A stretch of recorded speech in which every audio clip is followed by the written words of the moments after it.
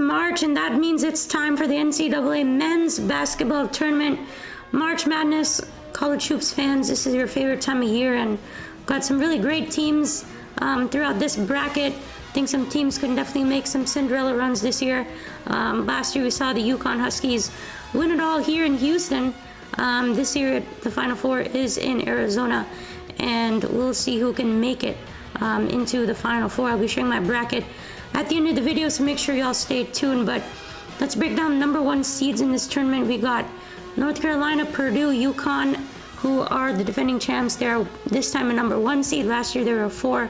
And the University of Houston, the Houston Cougars. North Carolina, they lost in the AAC title game to number 10 NC State. They are the number 4 1 seed, and they definitely have a potential, of course, but they are not the strongest out of the 1 seeds.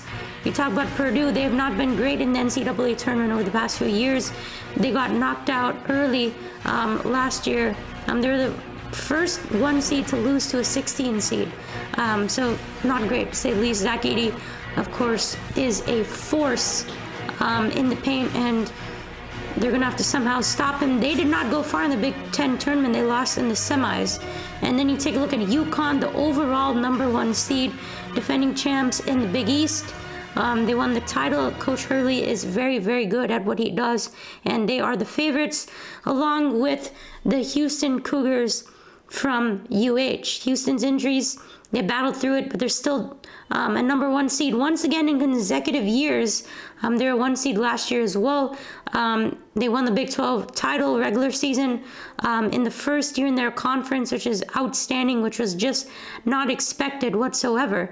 They're able to pull it out and make it happen with an impressive conference record. I think it was 15-3. They ended up going 30-4 on the season, which was incredible for the first year in a Power 5.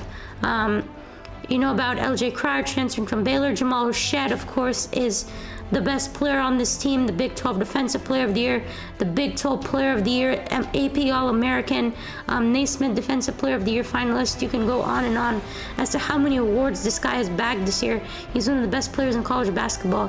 You have Jaywan Roberts, who's great. You have Damian Dunn and Malik Wilson off the bench, and Javier Francis as your big. So they're only going 7-man rotation. That's all they have left, to be very honest with you. They have Cedric Loth, but he's not very good. As a big, he's still quite young. Should have redshirted this year is what Sampson said, but any Kelvin Sampson-led team, you know they're going to be tough. You know they have a chance to win it all. And this might be their best team in order to pull it out based on veteran and young presence. And then the 2 seeds, to me, the best 2 seed is Iowa State. To me, they're the best one out of this group. They won the Big 12 tournament. They won a lot of Big 12 tournaments. They're a very, very strong team. They've beaten Houston 2 out of the 3 times they faced each other. They're a very good team that I think can go to the national championship. You have Arizona, had a dominant win today. They're going to be looking really good this year as well. They're a very strong team. Tennessee, people have Tennessee going all the way as well. Pretty good team coming out of the Big Ten. The SEC. They're the SEC champs. And then you have Marquette, who teams, are kind of sleeping on. People have not picked them to go very far, but I think they might show up big time this year. And then some of the other big seeds that I'm looking at, Kansas, of course, is a number 4. They can be competitive. They have a pretty decent team. Hunter Dickinson is back, so they can definitely go far, but not a big fan of them at this point. I think Gonzaga is a sleeper at this point. They could definitely go all the way.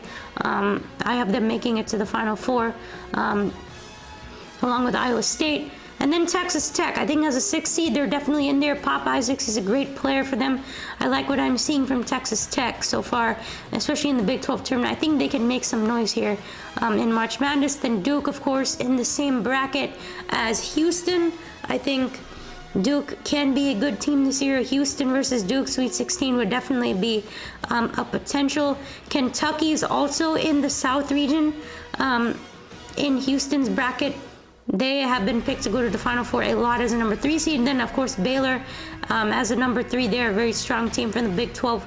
Really, any Big 12 team can definitely make it far in this tournament because the Big 12 is just so good. And Baylor has definitely shown potential. So, and then you have some other lower seeds that I think can definitely make some noise. Texas A&M, I think the Aggies, they nearly beat Houston earlier this year. They can do some stuff, you know. They can shoot, they can score on offense. You never know with A&M. I think TCU is also another great team out of the Big 12. They beat Houston earlier this season. I think they might be a good team. And then you talk about the two Final Four teams from last year, besides UConn and Miami. You have San Diego State University, SDSU. They are back as a number 5. And they could go, you know, pretty far this year as well. And then FAU, Florida Atlantic, they made the Final Four last year on an incredible run. This year, they are a number 8 seed, which is pretty high for them. Second in the American Athletic, switching conferences. San Diego State in the Mountain West. We have like a lot of good teams in the Mountain West, like 5-6 teams, 4-5 teams in the Mountain West this year. And then some other teams. St. Peter's is back as a number 15 seed. If you remember St. Peter's, they made it to the Elite 8 back in 2022, a remarkable run for a number 15 seed to do that. That was great. They're back. I think James Madison is a 12 seed. They have been talked about a lot as some team that could go far. I think Dayton as a number 7, they could be pretty good this year as well. They were second in the Sun Belt with a really great record. So those are some teams that I think could go. And I think it's going to be really, really close this year. So now let's go ahead and take a look at my bracket. So here's my March Madness bracket. As you can take a look here in the 4 regions. I've gotten a couple of picks right so far as the tournament has started, but and I think it's going to be a really interesting year to see some of the upset picks. Already BYU made my bracket busted. So in the South region, you have Houston. I think Texas A&M is a good game, but I think they advanced, play James Madison, who I think has a good run. They beat Duke in an upset. I think Texas Tech has a good run all the way to the Elite 8, and then I think Houston plays Gonzaga, as you can see there. And I think Gonzaga, they have a good run. I think TCU plays pretty well, makes a little run there until they meet Gonzaga. I think TCU beats Purdue.